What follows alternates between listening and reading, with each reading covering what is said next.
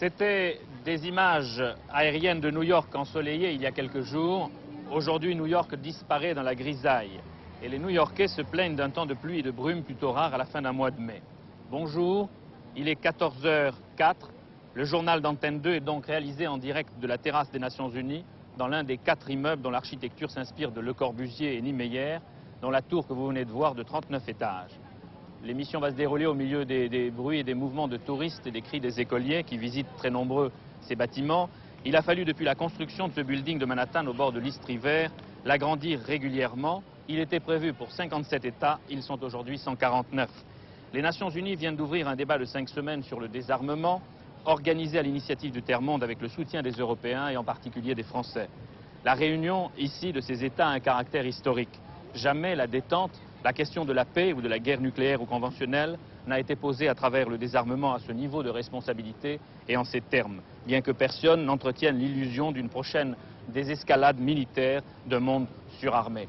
C'est pourquoi Antenne 2, en installant ici à New York une partie de son équipe et de sa rédaction, a voulu surtout souligner l'importance d'un de ces événements qui, avec les problèmes de l'énergie, de la prolifération nucléaire, de l'aide au développement, de la solidarité, vont marquer la fin de ce siècle.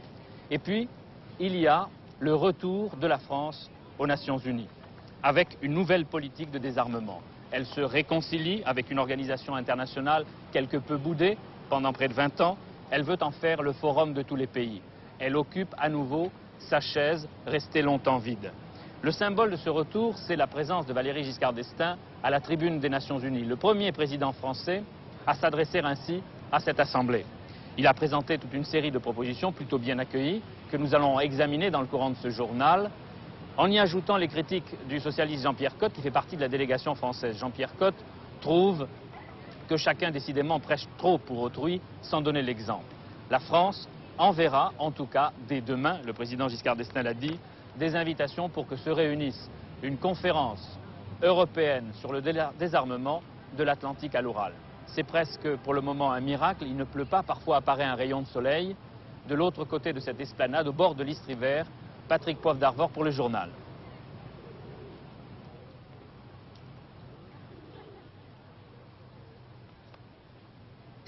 Après l'ouverture de la session hier par Walter Mondale, le vice-président des États-Unis, c'est donc aujourd'hui Valéry Giscard d'Estaing qui intervenait le premier à la tribune des Nations Unies. Intervention précédée d'une courte rencontre avec M. Waldheim, secrétaire général des Nations Unies, puis d'une visite de courtoisie à M. Mojov, qui est le président de cette assemblée, pour la session, puisqu'il s'agit de présidence tournante qui change donc chaque année. C'est un yougoslave et l'usage donc fait que les présidences tournent d'année en année. Le chef de l'État s'est ensuite très rapidement adressé aux fonctionnaires français, l'ONU, avant de monter à la tribune pour prononcer donc ce discours, un discours de 3/4 d'heure environ. M. Giscard d'Estaing, après avoir replacé le problème du désarmement dans le contexte général de la détente et par rapport à la sécurité, a ensuite énoncé les 3 principes généraux des propositions françaises. Vous allez les entendre. La première, c'est qu'il existe pour chaque État un droit légitime à la sécurité. C'est un droit universel, égal pour tous et consacré par la Charte des Nations Unies. Le fait est ici en accord avec le droit.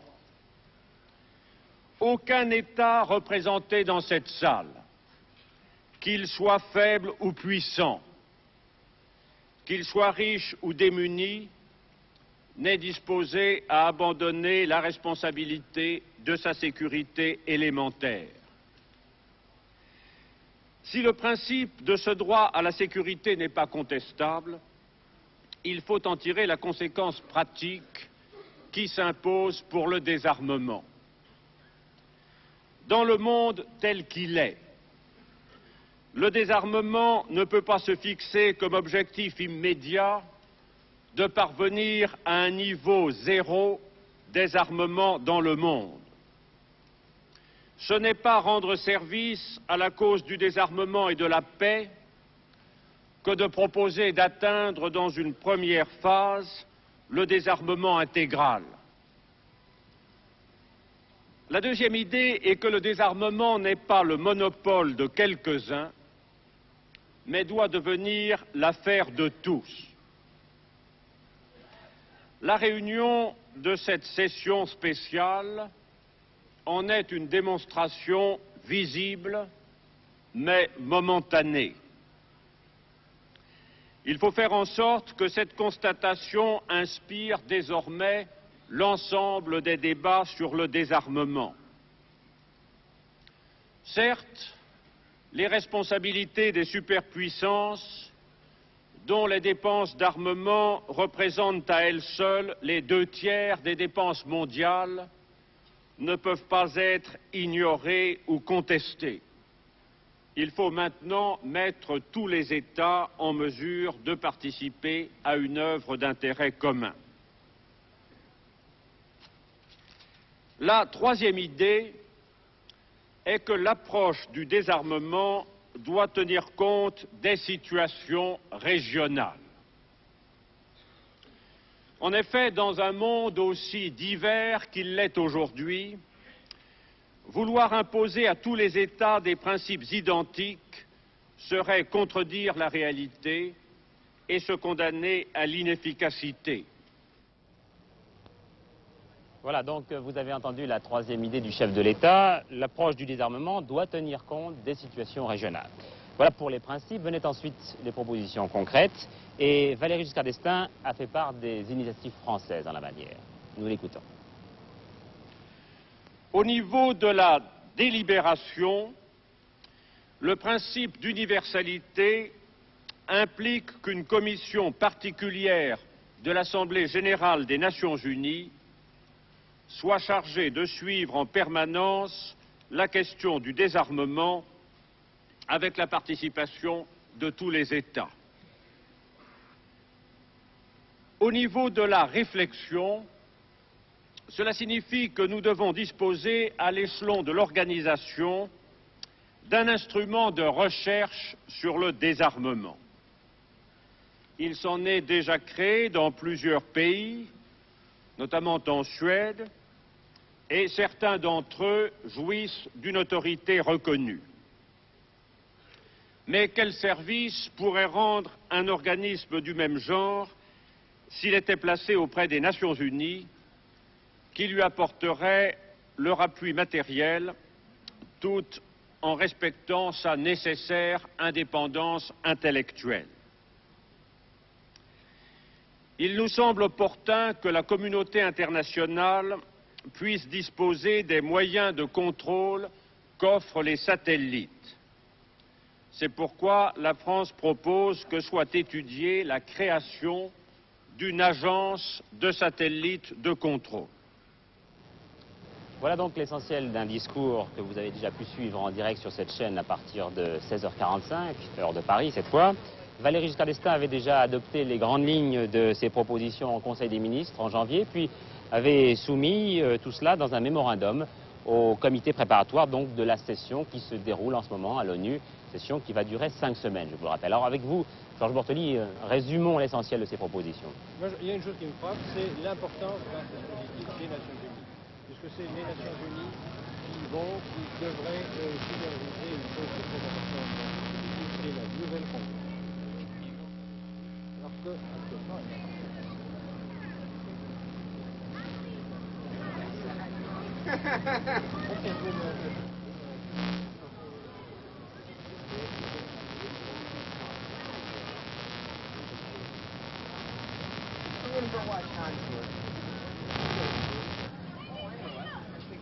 Oui, continuez. C'est le Conseil de sécurité des Nations Unies qui devrait superviser l'agence pour les satellites, c'est-à-dire un organisme essentiel.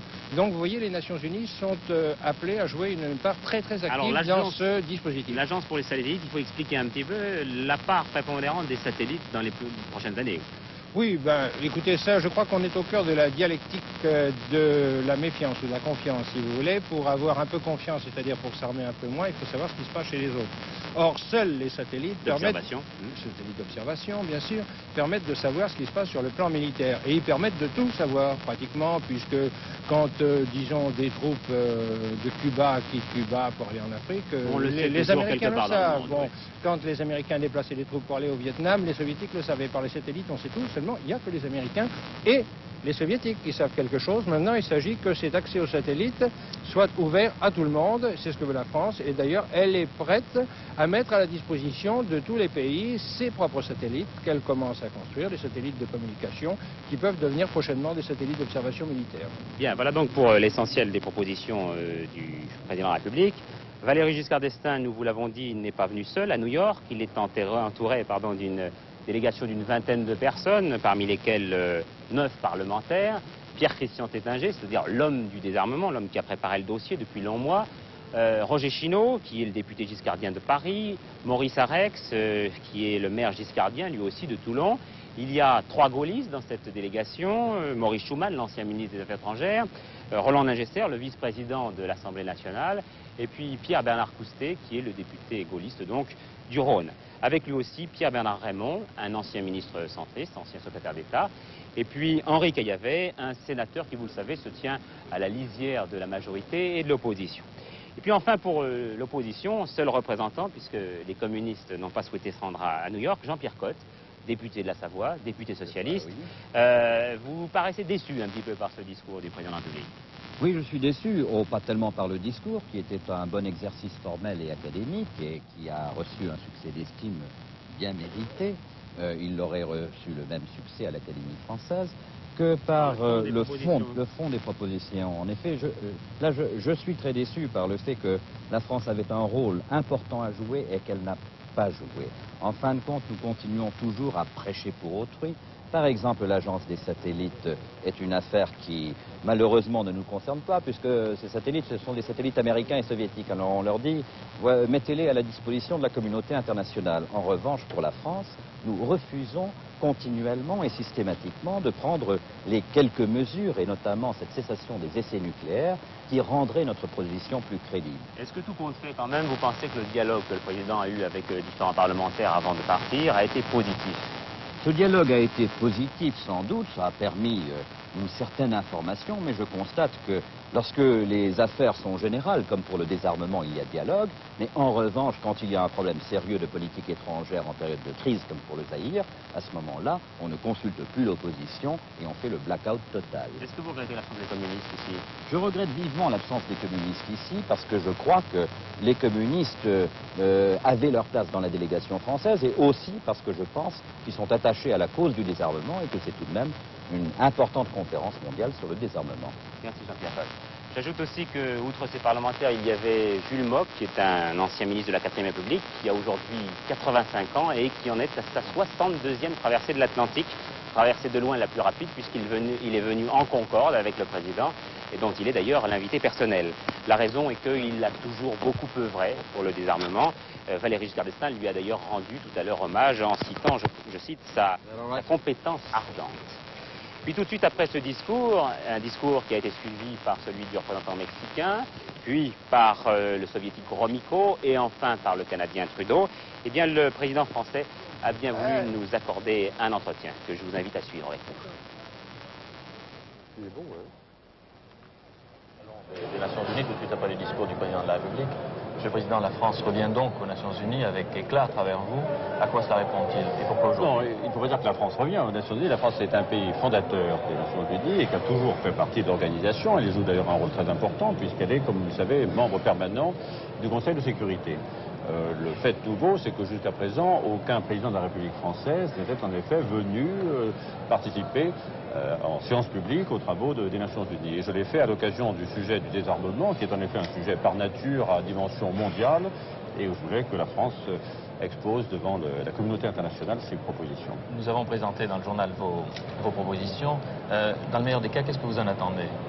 Il serait tout à fait naïf de croire, personne n'imagine qu'on puisse prendre une décision immédiate et globale en matière de désarmement. Ce qui serait important, c'est de créer un certain nombre de mécanismes d'engrenage qui aillent tous dans le sens du désarmement. Je crois qu'on peut en retenir d'abord certainement, d'ici la fin de la présente Assemblée, la création d'un organisme permanent de négociation sur le problème du désarmement. Je crois ensuite que l'on va pouvoir étendre dans le monde les régions où il n'y a pas d'armes nucléaires, et la France est disposée, comme vous le savez, à participer à cet effort. Et je crois également que l'on peut créer un certain nombre d'instances de négociation pour l'Europe, et notamment réunir la conférence dont j'ai proposée ce matin. Et en disant que le désarmement est l'affaire de tous, vous ne pensez pas qu'on peut créer un froid avec les Américains et les Soviétiques, qui sont les deux super grands qui sont occupés de ces problèmes d'habitude? Oui, ils s'en sont occupés, mais ils s'en sont occupés, je dirais, uniquement à leur niveau et entre eux. D'une part, un grand sujet mondial doit être traité par la communauté internationale. Personne n'accepterait en France qu'un grand sujet de notre vie nationale soit monopolisé par telle ou telle tendance. Et d'autre part, dans leurs négociations, ils ne se sont jamais préoccupés de la situation du reste du monde, de la sécurité en Afrique, en Asie du Sud-Est, et ainsi de suite, parce que ça intéresse les pays de ces régions eux-mêmes. Et je crois que l'idée qu'il y a des situations régionales, qu'il y a donc un problème de la sécurité pour les États africains à un certain niveau, un problème pour l'Amérique latine, un problème pour le Sud-Est asiatique, c'est une approche qui permettra d'avancer vers des décisions concrètes. Et notamment, je l'ai dit, des décisions éventuelles de limitation des ventes d'armement. La France sera prête à participer à des accords régionaux de limitation des ventes d'armement. Et si un jour la France souscrit à des décisions collectives sur le désarmement, est-ce que ça ne peut pas gêner sa propre force de dissuasion et peut-être son indépendance? Non, j'étais tout à fait précis là-dessus. Les dirigeants du monde ont un double devoir, la sécurité de leurs États, de leur peuple, et en même temps l'effort commun en direction du désarmement. C'est pourquoi j'ai dit qu'il fallait resserrer la dialectique entre la sécurité et le désarmement. Le désarmement n'est pas pour la France, mais pour personne, de renoncer au droit à la sécurité. C'est de faire en sorte que le droit à la sécurité puisse être assuré à un niveau moindre d'armement. Est-ce que vous croyez que cette politique de désarmement peut obtenir ou déboucher sur un large accord des Français? Est-ce que c'est un thème pour vous de rapprochement, d'unité sur le plan national? Franchement, je ne le fais pas pour ça. Je n'ai pas à la recherche d'un thème d'unité. Mais je crois que d'abord, c'est dans la tradition de la France. J'ai relu avant de venir ici les très remarquables et brillants discours d'Aristide Briand sur le désarmement à la conférence de Washington en 1921. Et dans le Parlement d'avant la guerre, il y a eu des débats très importants et d'ailleurs très, très positifs sur le problème du désarmement. Donc la France a toujours contribué à la définition d'une politique de désarmement, et je crois qu'en effet, sur ce sujet, il doit y avoir un accord très large des Français. 4 ans presque jour pour jour après votre élection à la présidence de la République, vous considérez que ce que vous avez fait aujourd'hui, vos propositions pour la détente en même temps et le désarmement, sont des actes parmi les plus importants pour les Français? Je pense que par leur dimension, ce sont des actes importants. Car il est bon que la France, il est nécessaire que la France participe au grand débat mondial, et qu'elle soit non seulement présente, mais écoutée dans ce grand débat mondial, comme je crois qu'elle l'a été aujourd'hui. Je vous remercie. Voilà, nous avons essayé d'être le plus complet sur les propositions françaises en matière de désarmement. Alors bien sûr, il est un petit peu trop tôt pour savoir comment elles vont être accueillies dans le monde. On peut d'ores et déjà dire quand même que les deux grands, les deux super grands, les subissent plus qu'ils ne les acceptent. L'absence de leurs deux chefs d'État est à cet égard très significative, puisque ni Léonid Brejnev ni Jimmy Carter ne seront là et ne s'exprimeront au cours de cette session. Alors ce qui surprend surtout, bien sûr, c'est l'absence de Jimmy Carter, parce que Jimmy Carter est chez lui. Et puis aussi, on savait, Jacques Segui, qu'il se passionnait pour les problèmes du désarmement. Oui, et il n'est pas venu. Aujourd'hui, il est à Chicago, il donne une conférence de presse cet après-midi pour améliorer son image de marque qui reste toujours très contestée dans le pays. Bref, Brejnev n'est pas là, Carter n'est pas là, et je pense, vous l'avez dit, ce n'est pas une coïncidence. Et c'est d'autant plus étonnant que Carter est venu à 2 reprises déjà ici aux Nations Unies. Et vous savez qu'il y a un an, c'est ici qu'il a lancé sa campagne contre les droits de l'homme. Donc cette fois-ci, il a délégué son vice-président, Walter Mondale, alors que la date de son intervention avait été fixée, le 8 juin.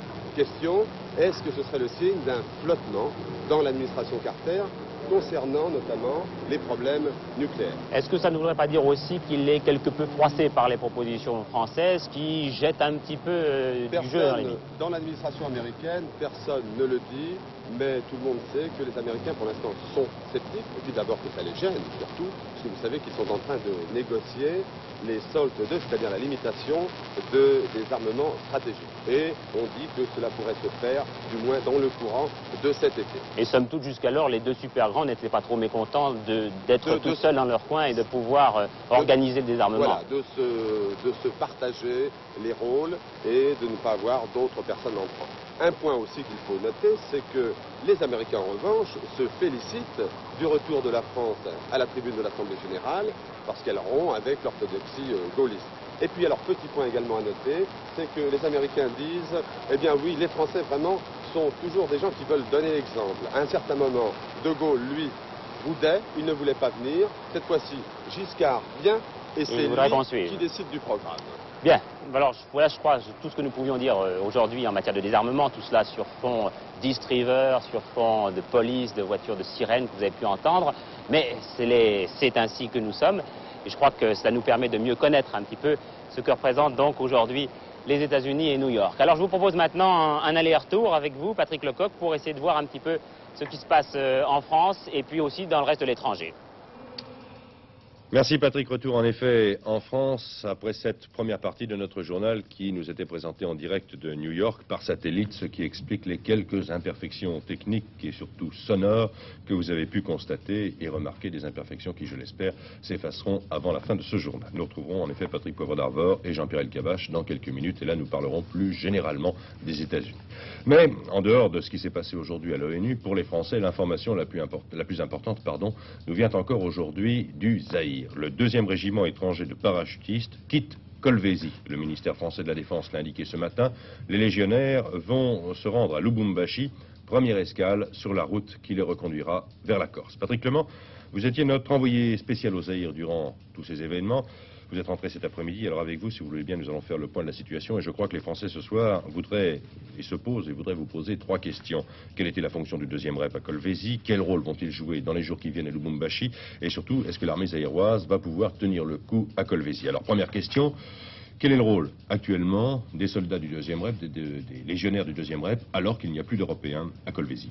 Je voudrais faire un bref retour en arrière sur quelques jours. Le premier rôle de ce régiment, il s'était destiné à lui-même, c'est-à-dire qu'il a dû assurer sa sécurité autour de Kolwezi, ce qui n'était pas simple du tout, vous en doutez. Et puis, après, sa mission la plus importante, après avoir libéré Kolwezi, c'était partir à la recherche des 6 coopérants français, prisonniers de la première heure, qui n'ont jamais été retrouvés, et puis aussi des 3 otages européens, on ne sait pas s'ils sont français ou belges, on n'a pas pu encore le déterminer. Et la dernière opération auquel j'ai moi-même participé, c'était justement, vous voyez les images, c'était la recherche de ces 3 coopérants. 400 hommes étaient engagés dans cette affaire et malheureusement les coopérants n'ont pas été retrouvés. Les 400 hommes, ça fait les 2 tiers du 2e rep. Exactement. Mais j'insiste bien, la mission du REP, du 2e REP, s'adressait surtout autour de Kolwezi. La traversée de Kolwezi, c'était presque un geste mécanique. Il fallait aller d'un point à un autre. On passait donc au milieu. Ce sont des images de Kolwezi là, que nous Exactement. voyons en ce moment même. Kolwezi qui, semble-t-il, a subi de gros dégâts. Oui, la ville d'abord est tout à fait vide. Il ne reste plus un seul Européen à l'intérieur de la ville. Il n'y a plus aucune espèce de vie. Les magasins sont vides, ils ont été pillés. Il n'y a plus de vie normale à Kolwezi. C'est fini. Alors quel va être le rôle des légionnaires à Lubumbashi? Alors je crois que d'abord, la première démission des légionnaires, elle va être de rassurer les Européens, qui sont assez nombreux dans cette région, je crois plusieurs milliers, les rassurer parce que tous ces Européens ont entendu les témoignages de ceux qui vivaient à Kolwezi et j'avoue qu'ils ont été assez terrorisés par ce qu'ils ont pu entendre. Et puis deuxièmement, ils vont faire, si j'ose dire, une démonstration de force aux frontières de l'Angola pour tester un peu les éléments qui peuvent passer d'une frontière angolaise vers la frontière zaïroise. Et puis aussi, tester les réactions des Katangais, puisque les Katangais vont trouver maintenant un Kolwezi vide, un Kolwezi sans légionnaires. Alors voir si effectivement les Katangais vont essayer de rentrer d'une façon ou d'une autre, encore une fois, dans Kolwezi. Bon, alors cela amène ma 3e question. Est-ce que vous pensez que les troupes zaïroises vont pouvoir tenir Kolwezi et le Shabbat dans les jours qui viennent? Sans la Légion? Non, c'est pas vraisemblable. Je crois que les soldats zaïrois, ceux qui sont en tout cas à Kolwezi, sont beaucoup plus préoccupés de piller les maisons vides ou de rançonner la population plutôt que de repousser une quelconque attaque. Non, la population de Kolwezi, et c'est ça je crois le point très important, est favorable aux Katangais. Ce qui a permis déjà la première rentrée des Katangais, enfin je fais référence à celle d'il y a presque 8 jours, dans Kolwezi. Elle est donc favorable. Et je crois que maintenant, ces infiltrations ont dû déjà se faire. Et on va bien voir si, dans quelques jours, les Katangais vont de nouveau s'installer dans Kolwezi. Bien, nous attendons quelques jours. Monsieur François Mitterrand, dans le numéro de cette semaine de l'Unité, l'hebdomadaire donc du Parti Socialiste, revient sur cette affaire du Zaïre. Nul ne discutera au président de la République l'opportunité de son choix, écrit le premier secrétaire du PS. Il ne faut plus revenir sur cette décision, maintenant que sur le terrain, les parachutistes du 2e régiment étranger de parachutistes ont sauvé ceux qui pouvaient l'être et qu'au milieu de tant de malheurs, la réussite de leur action a causé tant de joie. Mais pour François Mitterrand, il reste tout de même des interrogations. Il faudrait, dit-il, qu'un contenu plus sérieux soit donné à l'information en matière de politique extérieure et nous sommes, conclut François Mitterrand, en droit d'espérer une définition plus claire des objectifs fixés au corps expéditionnaire français. Ces questions, M. Robert Ballanger, le président du groupe communiste à l'Assemblée nationale, les pose également dans une lettre adressée directement à M. Raymond Barre. Combien de temps les unités du 2e REP resteront-elles au Zaïre, demande le député communiste. Jusqu'où iront-elles et continueront-elles à nettoyer le terrain pour le compte du régime de M. Mobutu? Conclusion de cette lettre de M. Robert Ballanger. Nous ne voulons pas que la France soit entraînée dans un redoutable engrenage de guerre coloniale. Le président Mobutu, qui d'ailleurs est toujours à Paris, a tenu une conférence de presse cet après-midi. Il s'est expliqué sur les événements qui se sont déroulés dans son pays. Il a aussi tenu à rassurer les Européens qui se trouvent encore nombreux au Zaïre. Des assurances qui, incontestablement, ne vont pas satisfaire tout le monde. La région du Shabbat, à l'échelle européenne, c'est la France. Eh bien, toute cette région, je puis vous l'affirmer, est calme. Là où ça ne va pas, c'est à Kolwezi et à Muchacha. À Likasi, ça marche. À Kolwezi, à Lubumbashi, ça marche. À Kambov, ça marche. À Kipushi, ça marche. Évidemment, vous avez des expatriés qui ont été tous mis au courant de ce qui s'est passé à Kolwezi. Et qui ont paniqué, qui paniquent. Et ils ont exigé la présence des légionnaires dans ce coin de la République. Et je crois que le gouvernement français a répondu à leur demande, puisque depuis ce matin, il y a une partie de la Légion étrangère qui est en marche par la route vers Lubumbashi, Kambov, Likasi et Kipushi. Pour moi, l'agression contre mon pays, d'après ce que le président Kaunda m'a dit à 3 reprises, ne pouvait pas venir de la Zambie. Eh bien, nous avons toute la 12e brigade au front, à la frontière avec l'Angola, mais de ce côté-là, rien n'est arrivé.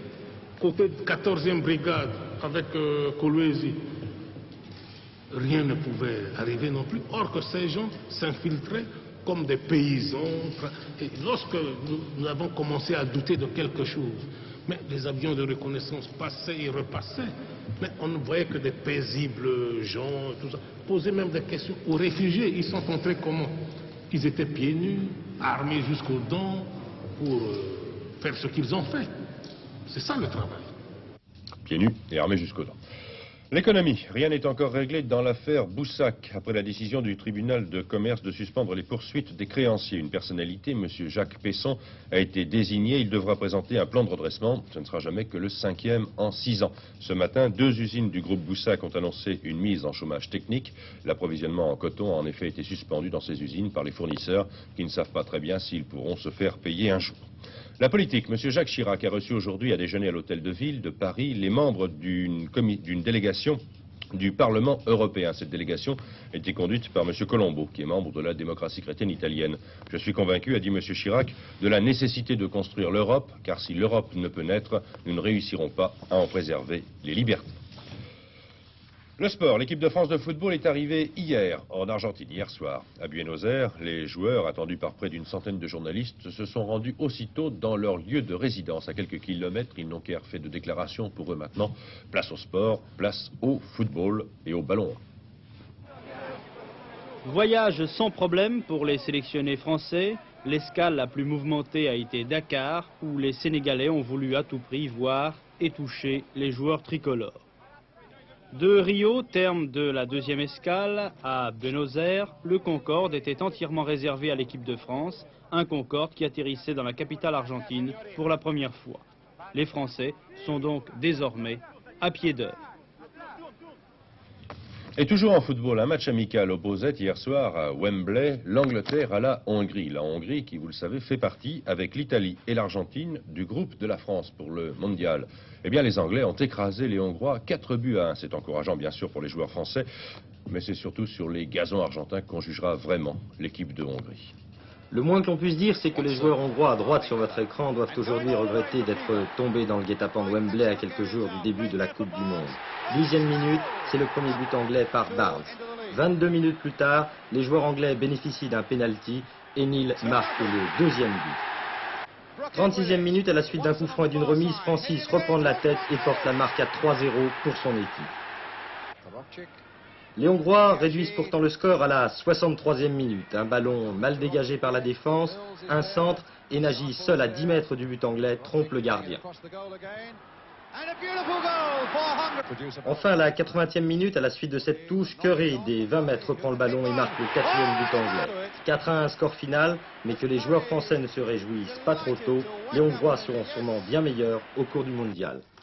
Certainement, alors ne nous réjouissons pas. Il y a beaucoup de résultats à vous donner sur le plan du loto et des courses aujourd'hui. Nous allons commencer par le loto. La Loterie Nationale nous communique aujourd'hui les résultats du tirage qui a eu lieu. Vous voyez les chiffres sur votre écran, le 3, le 7, le 16, le 18, le 46 et le 47 avec le numéro complémentaire, le 33. Et puis il y avait un tiercé qui se courait à Évry dans la 4e course. La combinaison gagnante, le 8, l'As et le 10. Là aussi vous découvrez les rapports, ils sont confortables ce soir. 16 533 francs dans l'ordre pour 5 francs, 2 514 francs, toujours pour 5 francs mais dans un ordre différent. Et je viens d'apprendre que dans l'ordre il y avait 1163 personnes qui l'avaient emporté, tandis que 7 658 personnes avaient joué ce tiercé dans un ordre différent. À toutes ces personnes, j'adresse toutes mes félicitations, bien sûr. Dernière page de ce journal, donc la météo. Demain, un temps à peu près identique à celui d'aujourd'hui, des éclaircies du sud de la Bretagne et l'Aquitaine et sur les régions méditerranéennes, avec un temps un petit peu plus variable sur la Corse, quelques risques d'ondées. Ailleurs, le temps sera très nuageux et brumeux, pas de gros changements en ce qui concerne les températures. Voilà, cette édition parisienne, je le dis bien, est terminée. Aux environs de 23h35, c'était avec l'autre qui vous présentera notre dernier journal. Tout de suite, nous allons rejoindre en direct à New York Jean-Pierre Elkabbach et Patrick Poivre d'Arvor sous un ciel qui, je crois, n'est pas plus clément qu'en France, Patrick.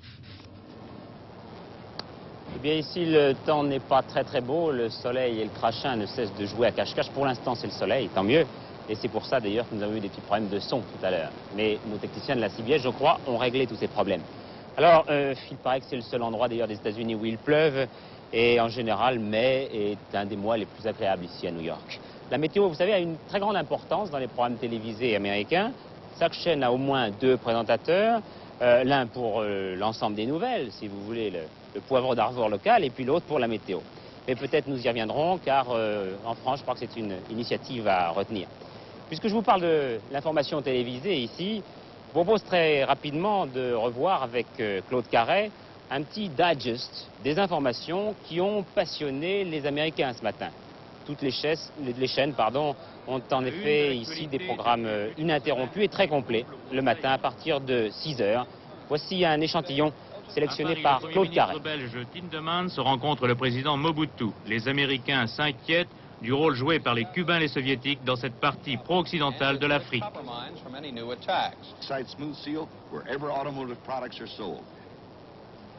Fait divers, le pilote d'un hélicoptère raconte comment il a tué une femme qui tentait de détourner son appareil pour libérer 3 détenus dans une prison de l'Illinois.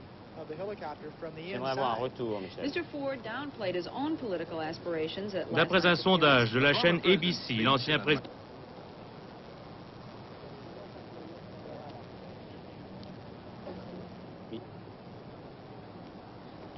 Voilà. Son appareil ici, bien sûr, pour libérer on n'a 3 pas détenus. la même manie des commémorations qu'en France. En France, vous savez, on a beaucoup parlé de mai 68 dans l'Hexagone. Mai 68 qui a peut-être trouvé ses racines pas très loin d'ici, à Berkeley, de l'autre côté des États-Unis, sur la côte ouest, près de Los Angeles. Berkeley, en effet, la plus grande université américaine, ou en tout cas l'une des plus grandes. Et c'est là qu'en 68, 67, nous étions alors en pleine guerre du Vietnam, c'est là que des manifestations, des échauffourées entre policiers et étudiants ont éclaté. Et aujourd'hui, bien finalement, 10 ans après, tout le monde semble être rentré dans le rang, un peu comme en France d'ailleurs. Les étudiants ne pensent plus qu'à travailler Ils paraissent même beaucoup plus pragmatiques qu'en 68. Nous allons le voir dans un sujet de Philippe Châtenay.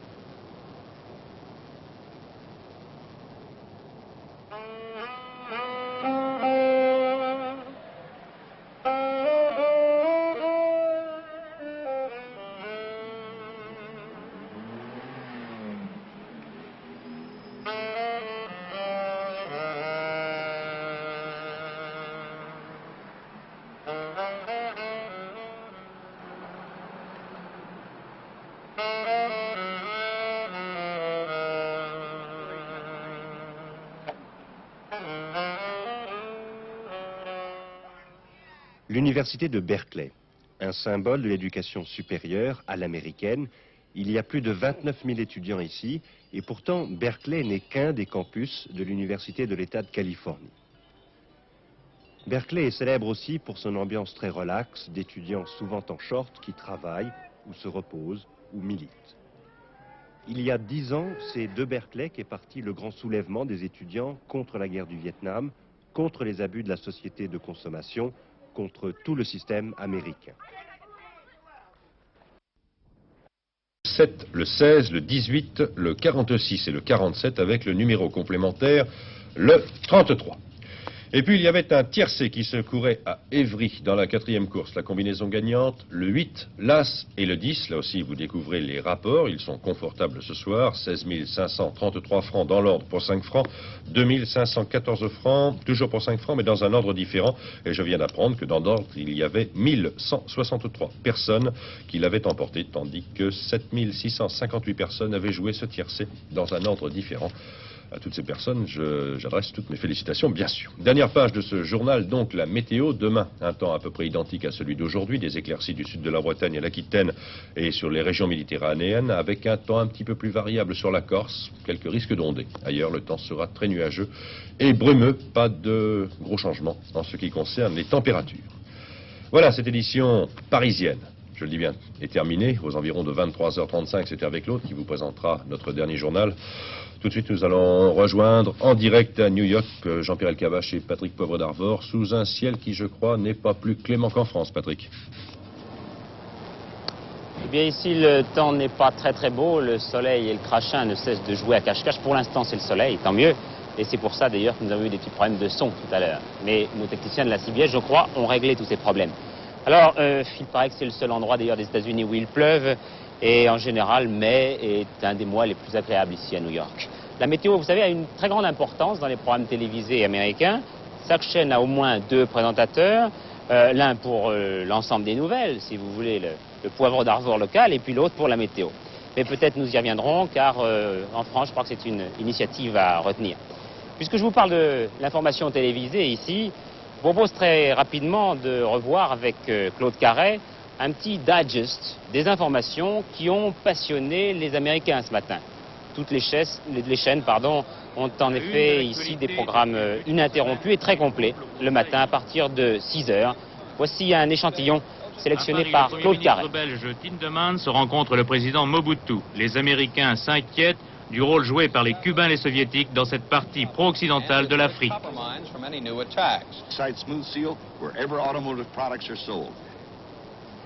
Fait divers, le pilote d'un hélicoptère raconte comment il a tué une femme qui tentait de détourner son appareil pour libérer 3 détenus dans une prison de l'Illinois. J'aimerais avoir un retour, Michel.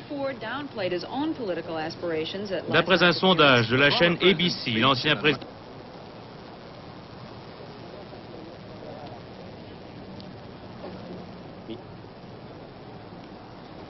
Voilà. Son appareil ici, bien sûr, pour libérer on n'a 3 pas détenus. la même manie des commémorations qu'en France.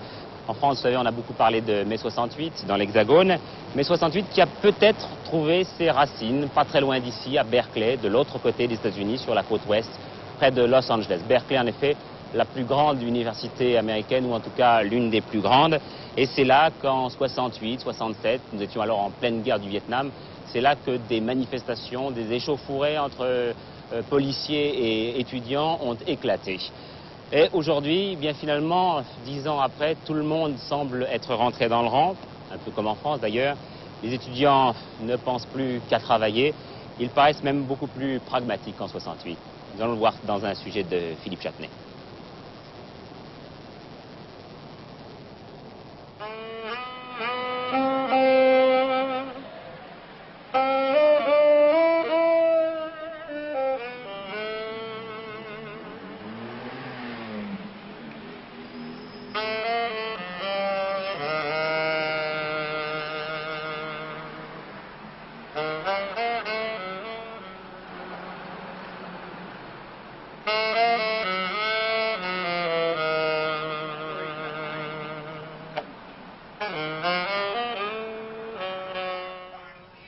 L'université de Berkeley, un symbole de l'éducation supérieure à l'américaine. Il y a plus de 29 000 étudiants ici, et pourtant Berkeley n'est qu'un des campus de l'université de l'État de Californie. Berkeley est célèbre aussi pour son ambiance très relaxe d'étudiants souvent en short qui travaillent ou se reposent ou militent. Il y a 10 ans, c'est de Berkeley qu'est parti le grand soulèvement des étudiants contre la guerre du Vietnam, contre les abus de la société de consommation, contre tout le système américain. One flip each time. Four clubs. 1, 2, 3, 4.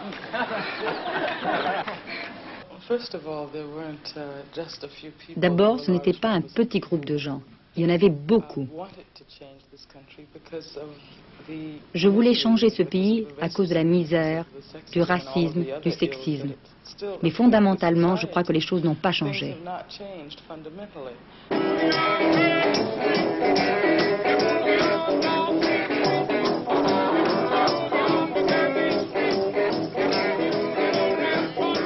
Ce qui a changé fondamentalement, en tout cas, c'est l'attitude des étudiants américains. Certes, il y a toujours des manifestations à Berkeley, mais de moins en moins d'étudiants y participent. En 10 ans, leurs priorités ont changé. Ils ont déserté les domaines tels que la sociologie ou les sciences politiques pour affluer vers les cours de gestion, de droit, de sciences appliquées.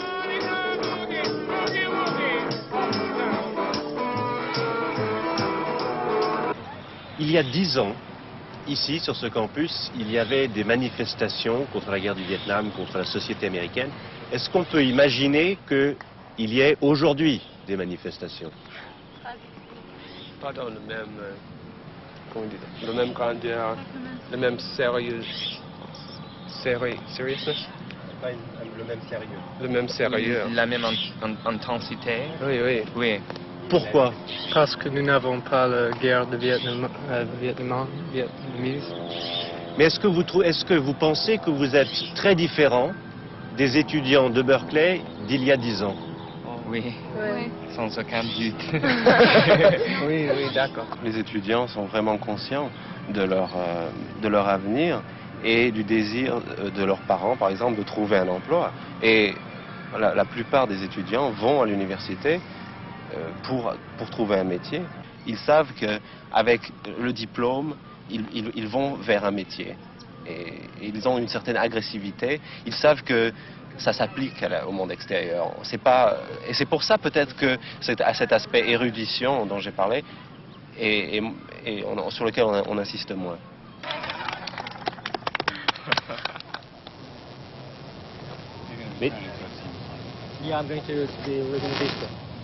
Bien, nous approchons maintenant du terme de cette émission et nous avons eu l'idée de finir avec Michel Polnareff. Michel Polnareff qui n'a pratiquement accordé aucune interview depuis 3 ans, mais qui nous a fait l'amitié de venir pour essayer de témoigner un petit peu de sa condition d'un Français sur l'Amérique, de son jugement sur l'Amérique.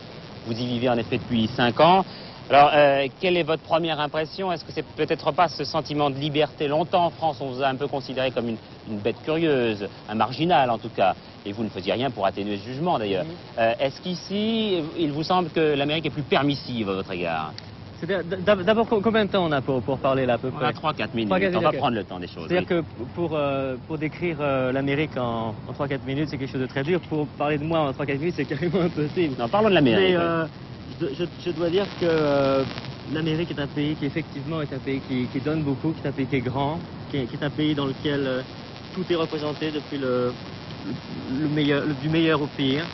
Et c'est un pays qui effectivement, surtout lorsque dans mon cas on a une culture européenne, je crois que c'est fantastique et c'est un grand plus d'avoir une culture européenne qu'on peut utiliser avec des moyens américains. Alors précisément, est-ce que cette absence de racines qu'ont les Américains, cette absence d'histoire, puisque au-delà de 2 siècles ils n'ont pratiquement pas vécu, ne vous gêne pas, vous, avec votre sentiment d'Européen? Non, moi ça ne me gêne pas du tout dans la mesure où lorsque je vis ici, j'ai l'impression de vivre l'histoire au moment où elle se passe. Et je crois que c'est un sentiment qui est très très important. Je vais regarder la caméra, un sentiment qui est très très important que d'avoir l'impression de vivre l'histoire au moment où elle se passe. Ça, c'est un sentiment extraordinaire. Alors, vous disiez que l'un des avantages de l'Amérique, c'est justement de pouvoir vivre l'histoire en permanence, au jour le jour. Ouais. Alors que, par exemple, les dirigeants politiques français font toujours référence au passé. C'était pas du tout le cas des Américains. Je crois qu'il y a une question de langage au départ. L'américain, pour pas dire l'anglais, l'américain, que parle par exemple Jimmy Carter, est le même américain que va employer l'épicier, l'ouvrier, à part évidemment quelques mots d'argot que Carter n'emploiera pas, tout au moins publiquement. Mais il est certain qu'en France, les discours politiques n'emploient pas exactement le même langage qu'emploieront les gens dans leur langage de tous les jours. Est-ce que c'est un endroit pour les nomades comme vous, les gens qui n'ont pas vraiment de patrie? C'est difficile. Si c'est la musique. C'est difficile à dire. Moi, personnellement, bon, par exemple, en ce moment, je suis en train ici de... J'étais à Londres et je suis en train d'enregistrer les voix ici de mon prochain disque ici à New York. Par exemple, demain, je vais peut-être être à Los Angeles parce que là-bas, il y a un guitariste qui me plaira. Et je me déplace. Ma nomaderie, c'est un mot qui n'existe pas, mais ça fait rien, se passe, si vous voulez, pour moi, au gré des intérêts artistiques. Vous n'avez pas beaucoup travaillé en 5 ans, là, 3 disques non, seulement. Non, j'ai C'est pas... de la paresse ou c'est du perfectionnisme? Non, c'est un peu des deux. D'abord, dans un premier temps, il est bien certain que je suis parti de France avec certains problèmes, parce que lorsqu'on a son business manager qui vous prend tout votre argent, ben, c'est un grand problème. Donc j'étais obligé petit à petit de voir comment rétablir une situation financière difficile. Et j'étais sous contrat avec une maison de disques française. Maintenant, je suis avec une maison de disques américaine. Pour des problèmes techniques, ça a pris à peu près 2 ans, déjà pour se libérer de certaines contraintes. Et maintenant, je vais commencer à travailler. Bon, j'ai fait de musique disco qui s'appelle Lipstick, ici. Et je vais surtout commencer à travailler maintenant, et je vais beaucoup travailler maintenant parce que je me suis beaucoup reposé. Bien, Michel Polnareff, il faut que nous quittions maintenant parce que Jacques Chancel nous attend, précisément pour parler des gens de 30 ans. Alors ça nous intéresse tous les deux, car je crois que vous avez 30 ans aujourd'hui. Enfin, entre 30 et 31. Pas aujourd'hui. Voilà. Mais je vous propose, avant de terminer, et pour terminer cette émission, de me dire ce que vous pensez du phénomène disco. Ce phénomène qui est en train de gangréner un petit peu l'Europe, d'ailleurs, doucement, et dont on va voir, grâce à Simon Drey tout à l'heure, quelques extraits. Mais qu'est-ce que vous en pensez, vous, personnellement? C'est très amusant. Je crois que c'est une opération de boomerang un peu qui se passe, parce que les discothèques sont un phénomène qui était européen, qui a été repris par les Américains. Le Club 54, c'est un endroit que je connais bien. Je connais très bien la personne qui le dirige. C'est un endroit intéressant, mais c'est pas un endroit, à mon avis, qui étonnera tellement les Français en voyant ces images, parce que c'est des endroits ils sont habitués déjà à voir 3000 personnes qui dansent ensemble. Évidemment, les lumières sont extraordinaires et c'est en Amérique. Bien, on va voir ça dans quelques secondes, mais auparavant, je vais quand même donner rendez-vous aux téléspectateurs français demain à Washington. Nous serons en direct, avec, j'espère, un petit peu moins de problèmes techniques. J'espère que vous nous en excuserez, mais les conditions sont assez difficiles. Et puis, encore une fois, l'actualité se fait ici, aujourd'hui, à New York. Vous avez un deuxième rendez-vous, c'est Hervé Claude, vers 23h40, pour le résumé des nouvelles de la journée. Et puis, le rendez-vous tout de suite, après une page de publicité, donc, avec Jacques Chancel et la génération des 30 ans. Mais donc, tout de suite, les images de ce Club 54, ce club où sont nées toutes les idoles, notamment John Travolta, donc l'idole du phénomène disco. Et vous allez voir ce que c'est, grâce à Simon Drey. Au revoir à tous, merci de nous avoir suivis. À bientôt. Au revoir.